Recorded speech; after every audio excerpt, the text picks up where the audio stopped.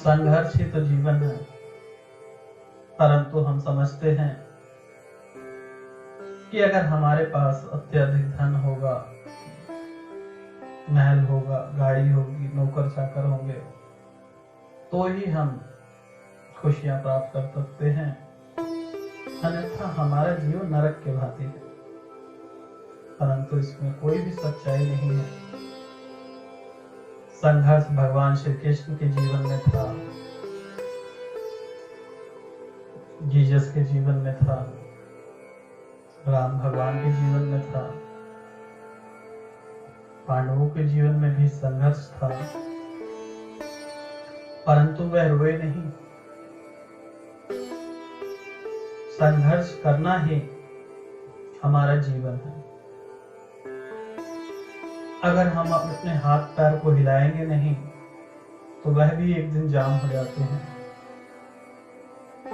अगर हम मेहनत ही नहीं करेंगे और हमेशा रोते रहेंगे कि परमात्मा ने मुझे इस संसार का सबसे निकम्मा, सबसे दुखदाई इंसान मैं ही तो हूं, यही सोचते हैं आप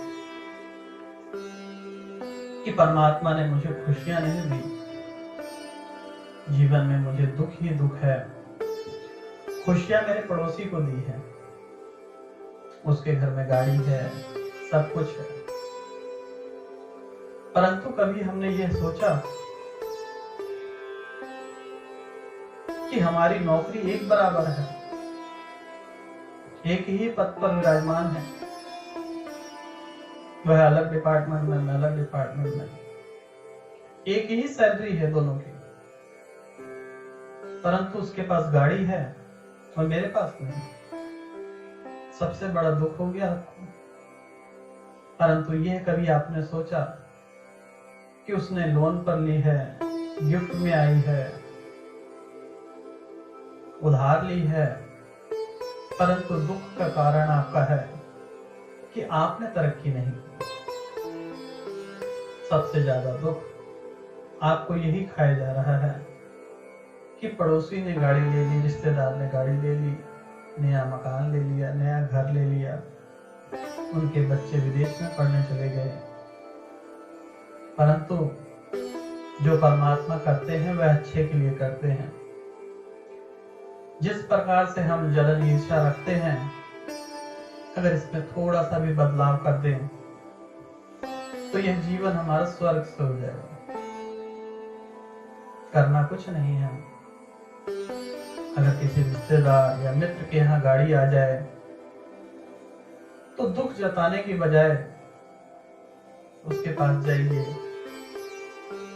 कि भाई साहब, मुंह हम आपकी तरफ से मीठा करा देते हैं, खुशियों भरा। आप भी खुश हो जाएंगे, आपका पड़ोसी भी।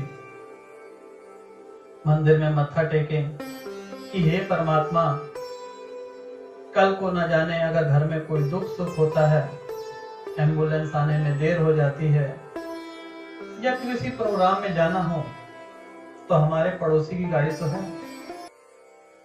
नया घर खरीदा है, तो चलो मेहमान आएंगे तो किसी न किसी दिन उनको भी तो सहारा मिल सकता है।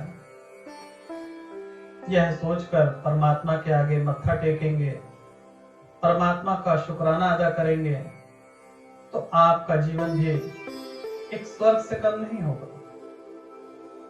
और जलन ईर्ष्या के कारण अंदर ही अंदर जलते रहेंगे तो आपका ब्लड प्रेशर हाई होगा, शुगर की बीमारी होगी, जल्दी ही बूढ़े हो जाएंगे। अगर लोगों की खुशियों में आप अपनी खुशियां ढूंढेंगे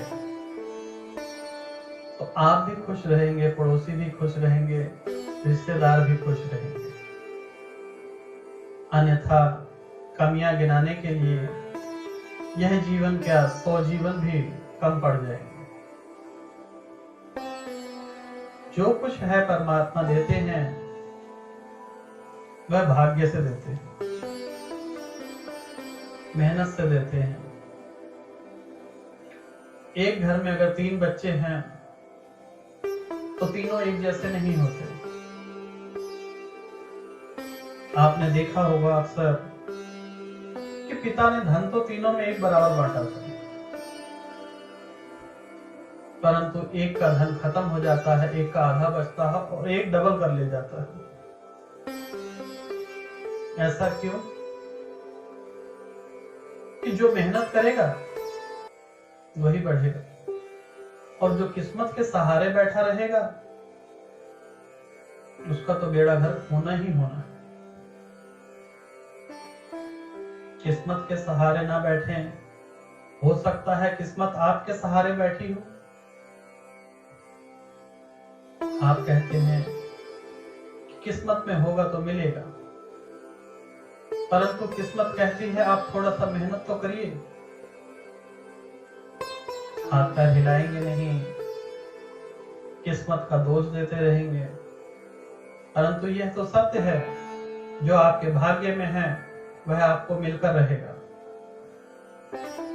ज्यादा तेज चलने की वजह से कहीं आपको ठोकर ना लग जाए। कहने का अर्थ है जीवन की दौड़ जो है निरंतर चलनी चाहिए।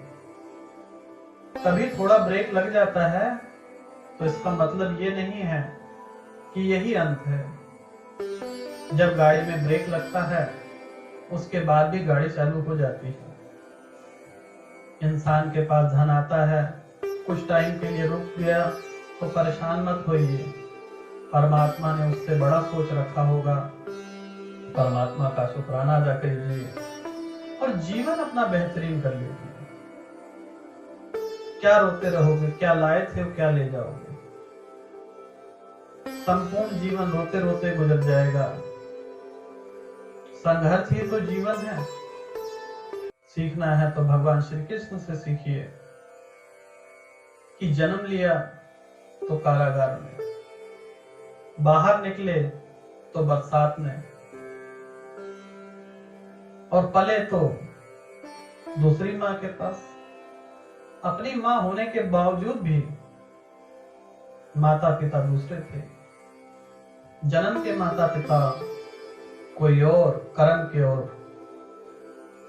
किसी प्रकार से हमें अपने जीवन में रोना नहीं है। इस संसार में सब कुछ मिलेगा, सबको मिलेगा, परंतु धैर्य रखें और रोना छोड़ दें। जिस दिन मुस्कुराएंगे, हंसेंगे, सब कुछ प्राप्ति होगी आपको।